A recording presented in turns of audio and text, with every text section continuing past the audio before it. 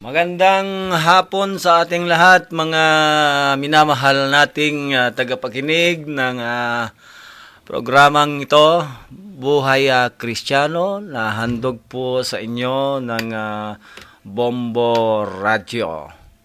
Mga kaibigan at mga kapatid, sama-sama po muli tayo sa pamamagitan ng 30 minuto upang mag-aral ng salita ng Panginoon.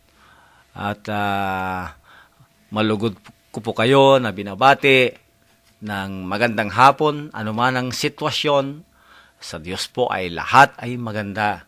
Sabi nga niya sa unang Tesalonica, chapter 5, sa lahat ng panahon, pasalamatan natin ng Diyos. In everything, give thanks unto the Lord, because this is the will of God in Christ Jesus. So mga kaibigan, huwag niyo pong kalilimutan, di lang tayo dapat magpasalamat kapag maganda ang sitwasyon, kapag may blessing, kapag tayo po ay nasa maayos na kalagayan, kundi kahit kung minsan di natin maintindihan at maunawaan ang mga nagaganap at nangyayari sa ating buhay, still kailangan makita sa atin na ang mapagpasalamat na puso ay hindi po natin nakakalimutan. Let us give thanks unto the Lord. Mga kaibigan, mga kapatid, sa hapong ito, bago po tayo tuluyan na mag-aral po ng salita ng Diyos, tayo po muna ay makinig ng isang napakagandang awitin.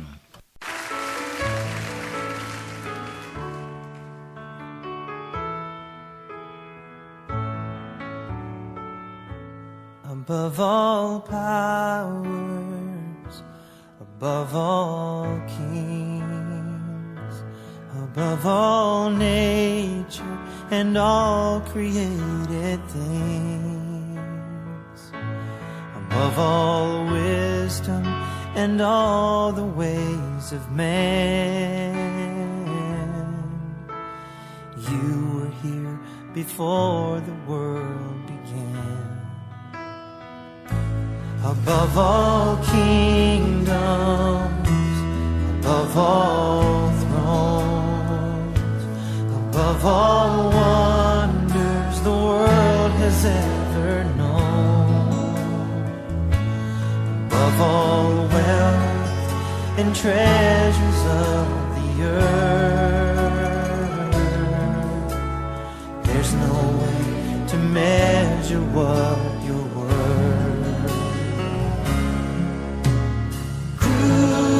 Crucified and laid behind a stone, you lived to die, rejected and alone, like a rose trampled on the ground.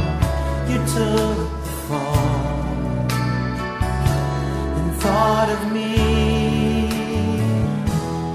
above all.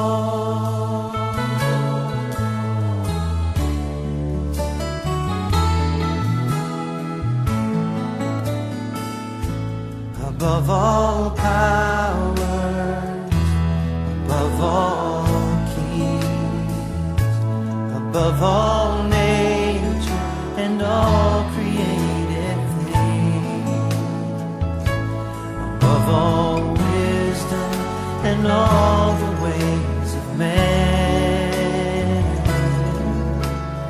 you were here before the world began. Above all kingdoms, above all thrones, above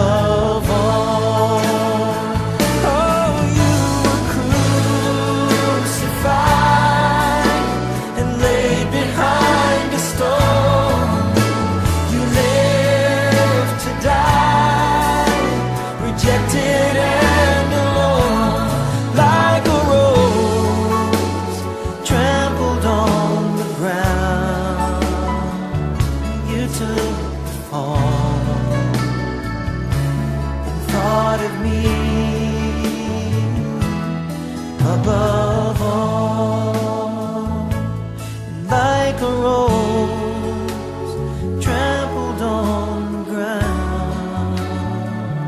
You took the fall and thought of me above all.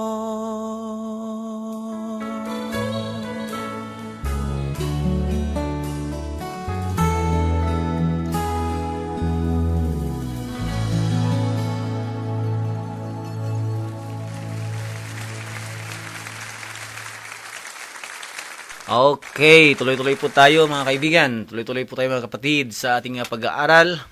At sa lahat po ng maabot ng tinig na ito, binabati ko po kayo.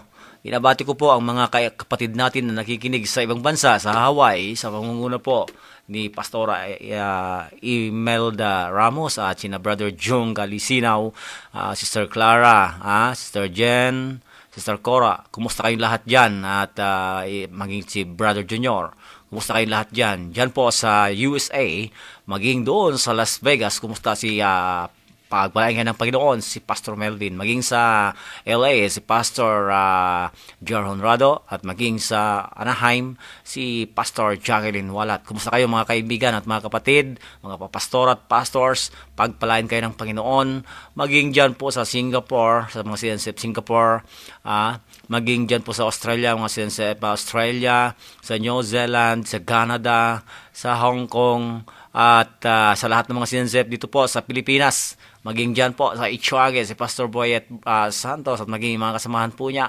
pagpalain kayo ni Lord sa Quirino, pagpalain kayo ng Panginoon sa lahat po ng CNCF dito sa Pilipinas, sa lahat ng maabot ng tinig na ito, dyan sa Cagayan, sa Tugigaraw, sa maging sa Gataran, dyan sa Kalinga, sa Tabuk Kalinga, maging dyan sa Ifugao, Quirino, Vizcaya, sa Aurora Province, maging dito sa Isabela.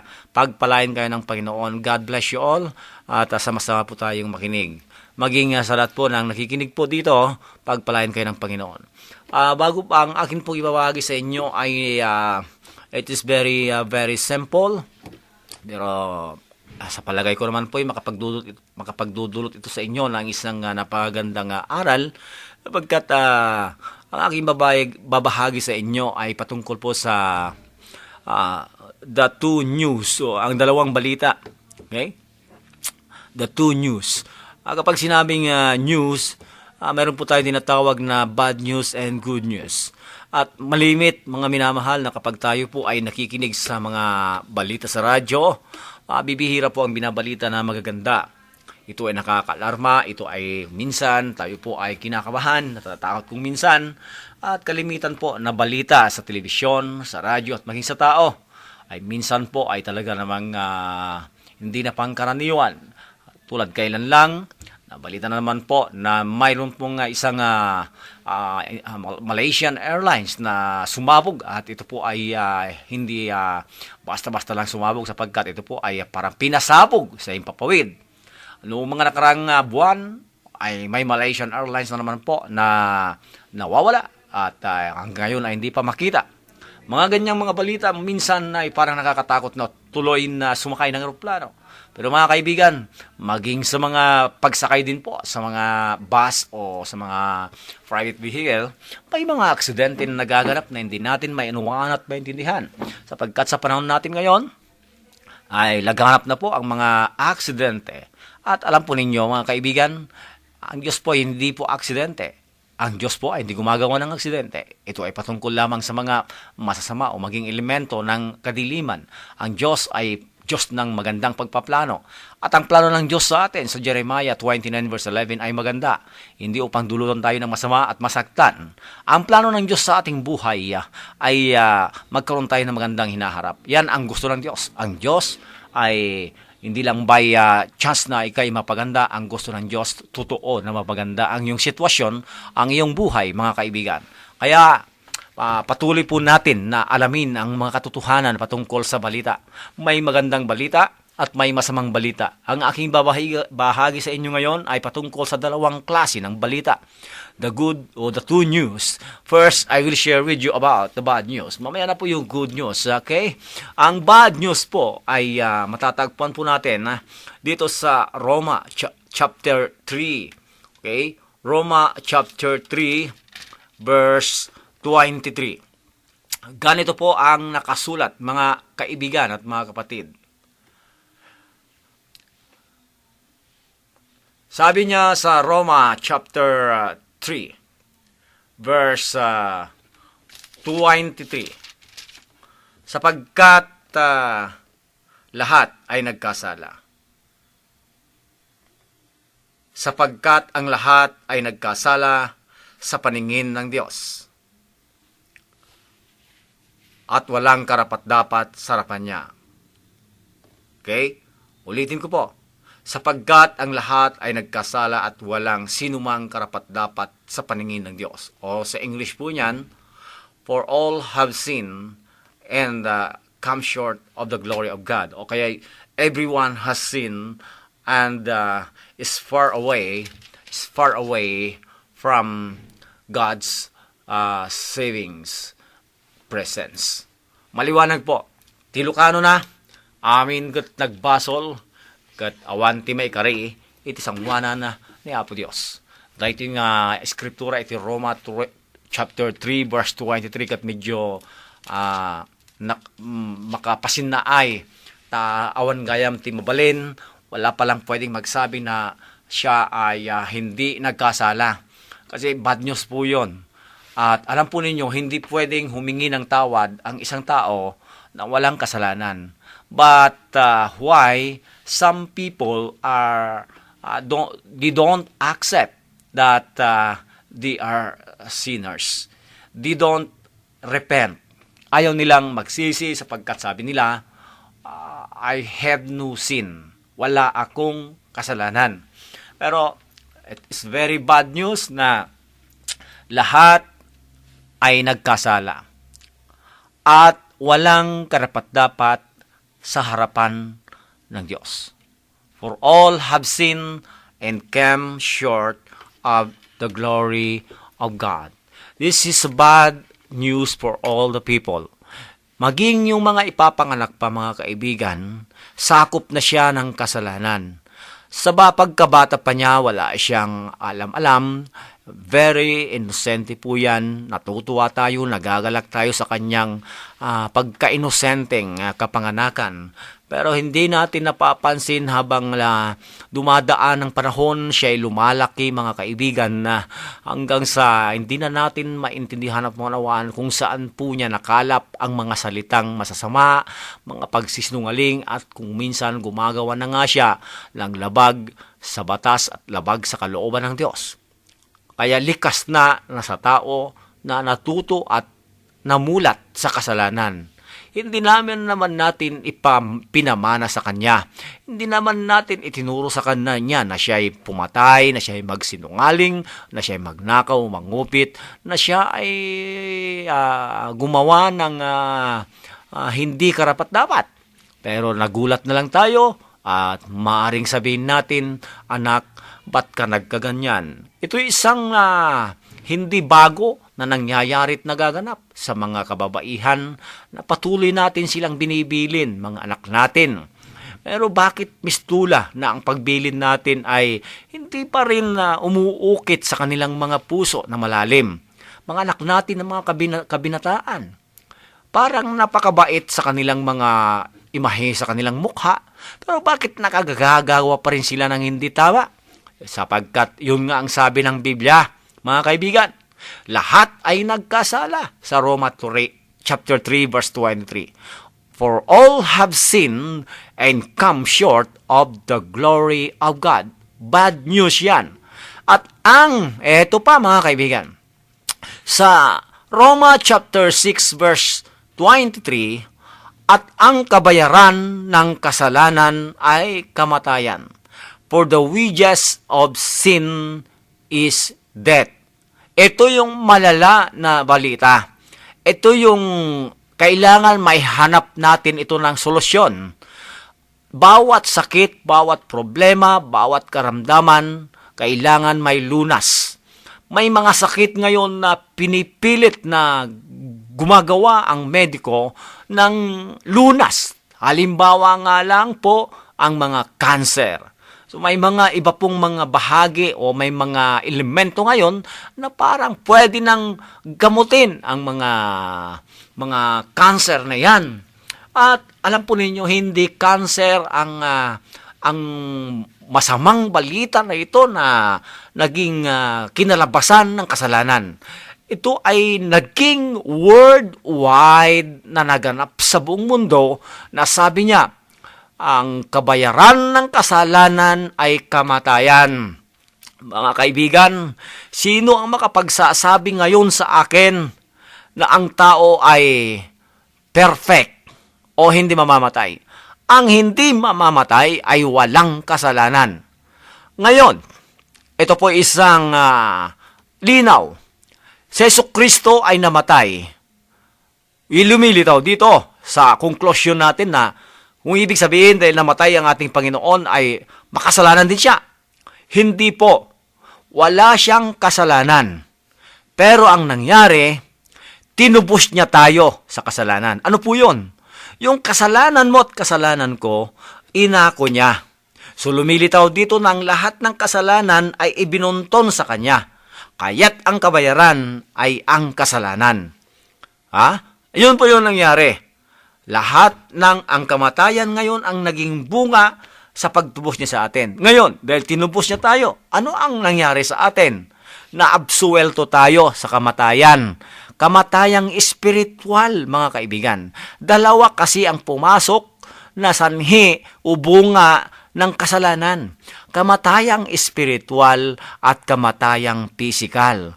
Ito po yung sinabi ng Diyos kay Adam and Eve. Sabi niya, makakain nyo ang lahat ng mga prutas sa harden. Pero mayroon lang akong pinagbabawal na isa lang. Wala nang iba. Walang iba na inuutos ng Diyos na hindi gawin ng tao, isa lang. Hindi sinabi ng Diyos na huwag kang mangangalunya, huwag kang magnanakaw, huwag kang magsisinungaling. Wala yung hindi ganun yung mga utos ng Diyos kay Adan. Isa lang. Ang sabi niya, makain mo ang lahat, magagawa mo ang lahat, huwag ka lang kakain ng prutas, ng bunga, ng punong kahoy na nasa gitna. Dalawa kasi ang puno doon. Yung isa, ang binubunga niya pag kumain ka, ay nagbibigay ng buhay. Habang kumakain ka doon, hindi ka mamamatay. Yung isa naman, pag kumain ka, ang sabi ng Panginoon, pag kumain ka doon sa isa, mamamatay ka. Alam po ninyo, likas na ang si Satanas ay subtil o kaya si Satanas ay mapanling lang. Nilang niya yung tao. Ang sabi niya, hindi kayo mamamatay pag kumain kayo niyan. Ano ba ang dapat nating dinggin? Yung bilin ng Diyos o yung salita ni Satanas? Hindi naman nauna po si Satanas na nanukso.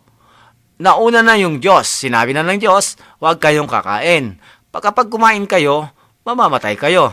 Mga kapatid, sabi ni Satan doon kay Eva, totoo ba na ipinagbabawal ng Diyos na huwag kayong kumain ng prutas? Ang sabi naman ng babae, hindi naman pinagbabawal. Makakain namin ang lahat ng mga prutas, pero maliban lang dito sa isang puno dito sa gitna, huwag daw kaming humipo o ni kumain. Alam po ninyo, mamamatay daw kami. Ang sabi ni Satanas, naku hindi, sabi lang niya yun.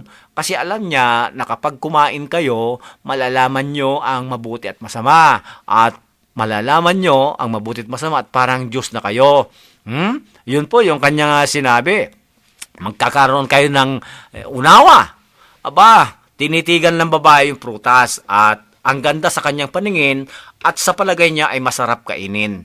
Dito po nagumpisa na natukso. Kaya minsan ito po yung babala. Alam nyo, kapag nakita mo ang isang nakakaakit na isang bagay, isang tao o anuman, at sinulyapan mo lang pero hindi mo na masyadong tinagalan na tinitigan, maaaring makatakas ka pa ito o hindi magtagumpay ang tukso. Kaya nagtatagumpay minsan ang tukso dahil sa mapanlinlang. Ano yon? Yung mapanlinlang na paningin, tinititigan mo.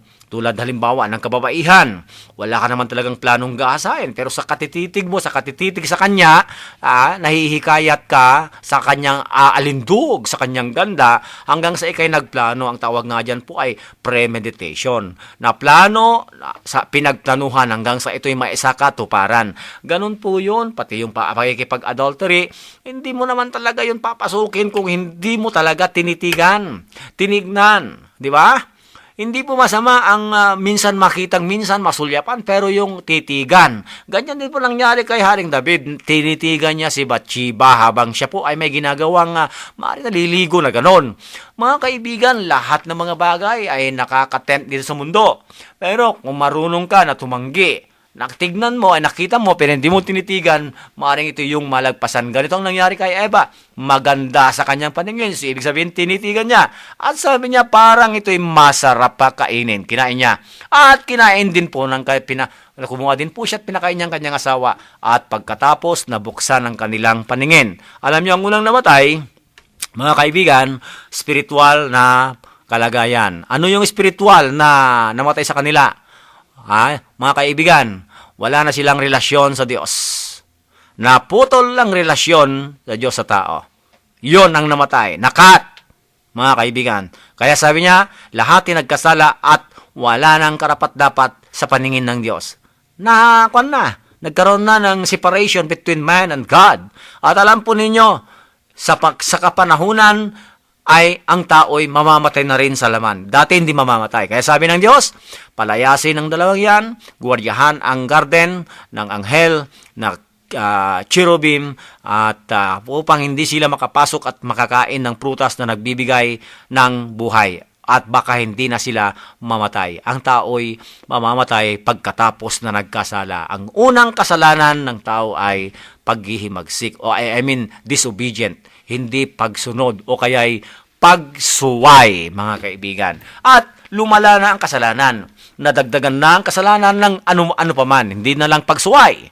Pagnanakaw, pagpatay, panggagahasa, pagsisinungaling, at napakarami pa. Pangungunayaw, pagalit, lahat ng mga bagay na yan ay naganap at nangyari. Kaya sabi ng Biblia, lahat ay nagkasala. Yung mga ninuno na ngayon, yung mga anak ni Eva at ni Adan hanggang sa panahon natin ngayon, minana na po ang kasalanan na nananalaytay sa dugo ng mga ninuno natin. Kaya ang tawag diyan, by nature we are sinner.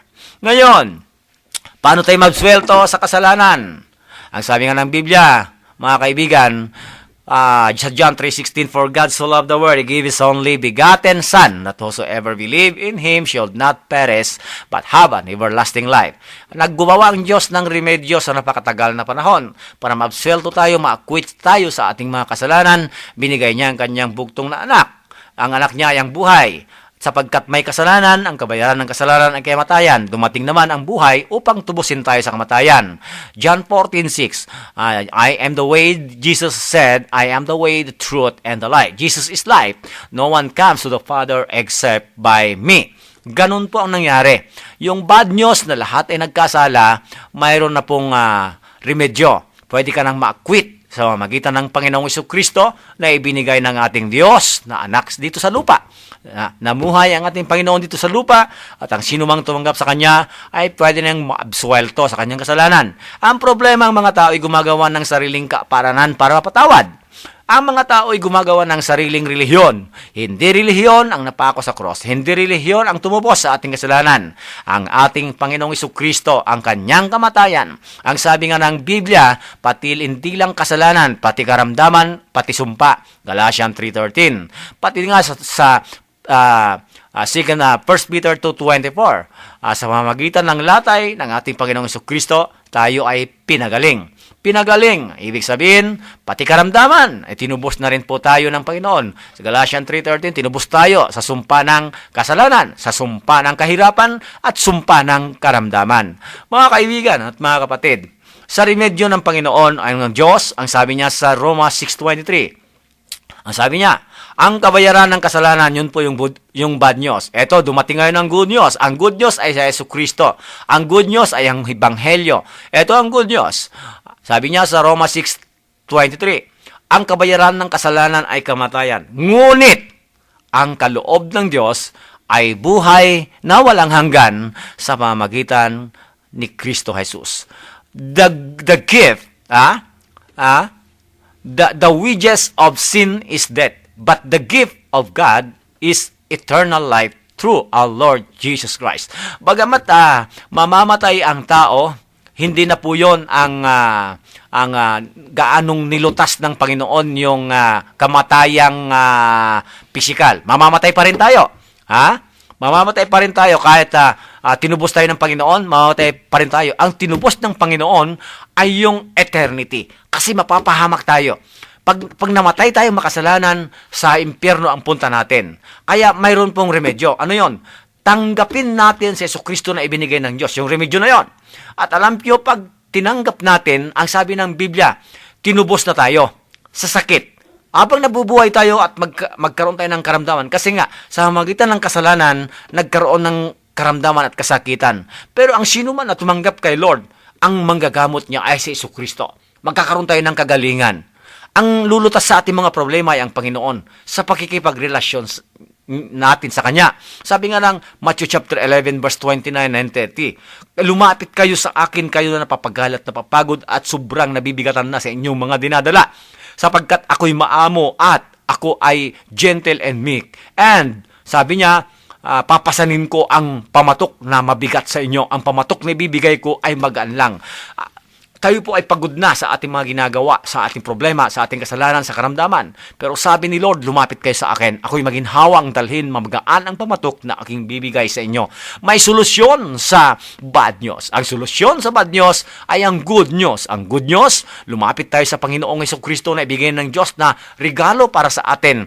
Tinubos niya tayo sa kasalanan. Tinubos niya tayo sa kamatayan. Kaya kapag tayo namatay sa edad nating katandaan, namatay tayo sa mga natural death, namatay sa karamdaman, walang problema. Ang sabi ng Biblia, ang sino mang tumanggap sa Kanya hindi mapahamak, kundi magkaroon ng buhay na walang hanggan. Dahil mayroon po tayong buhay na susunod. Ang buhay dito sa lupa, maikli lang. Ang buhay sa kabila, eternity.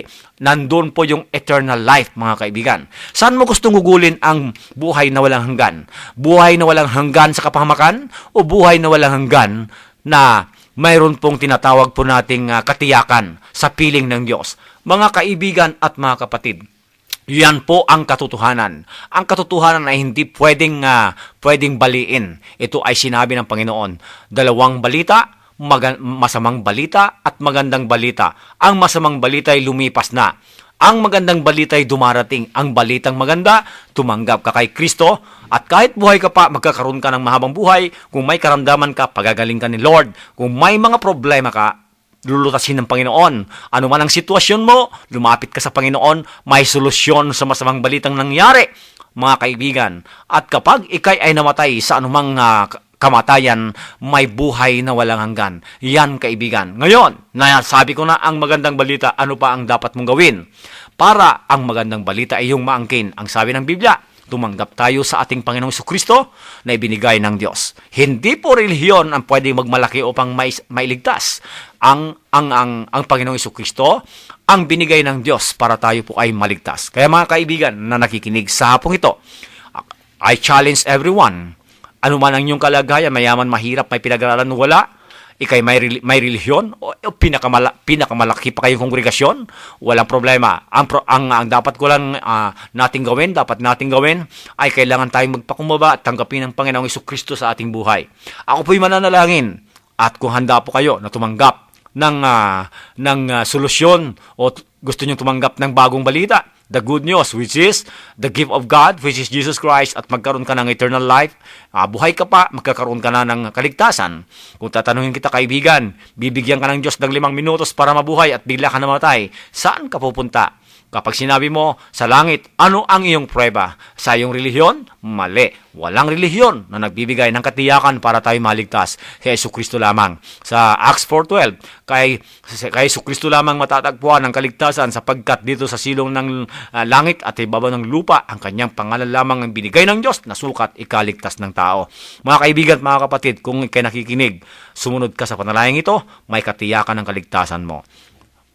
Okay? Manalangin po tayo. Sumunod po kayo sa prayer na ito. Panginoong Diyos, naunawaan ko po ang dalawang balita. Ang masamang balita at mabuting balita. Nais ko pong magkaroon ng buhay na walang hanggan. Kaya't sa oras na ito, pinagsisisihan ko po ang lahat ng aking kasalanan.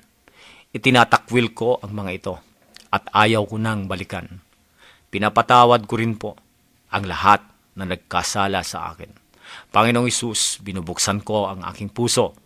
Inaanyayahan kita na pumasok sa buhay ko. Ikaw ang aking Panginoon at ikaw ang aking tagapagligtas. Ikaw ang aking manggagamot. Sa pangalan ng Panginoong Hesus. Amen. Kung sumunod ka sa panalangin na yan, kaibigan, kapatid, I assure you, I guarantee, kapag bigla tayong namatay, mayroon po tayong langit na pupuntahan. Ang aking advice sa iyo, magpatuloy ka sa Panginoon, humanap ka ng mga church, mga kapilya, na kung saan ang pinapangaral ay ang ebanghelyo ng ating Panginoong Jesucristo, the good news. Christian church, hanapin mo yan, mga kaibigan. Kasi po, hindi relihiyon ang magpapabago sa atin at hindi relihiyon ang napako sa cross, kundi ang Panginoong Hesus. Humanap ka ng church na ikaw ay lumago at kung gusto mong simulan, inanyayahan kita, kaibigan. Kung narito ka sa Kawayan, pumunta ka doon sa Kabarwan, sa harapan ng isang machine shop. Mababasa mo doon, Christ New Creation Fellowship. Ang start po yan, linggo, tuwing alas 8 hanggang alas 10 lang. Pagpalain tayo ng Panginoon.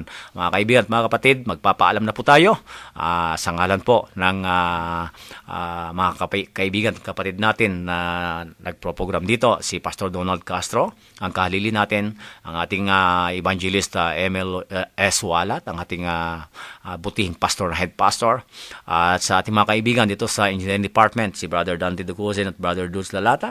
Minsan muli ang iyong kapatid na walang iba kundi si Pastor Alex na nagbabati sa inyo ng magandang hapon sa inyong lahat, and God bless you all.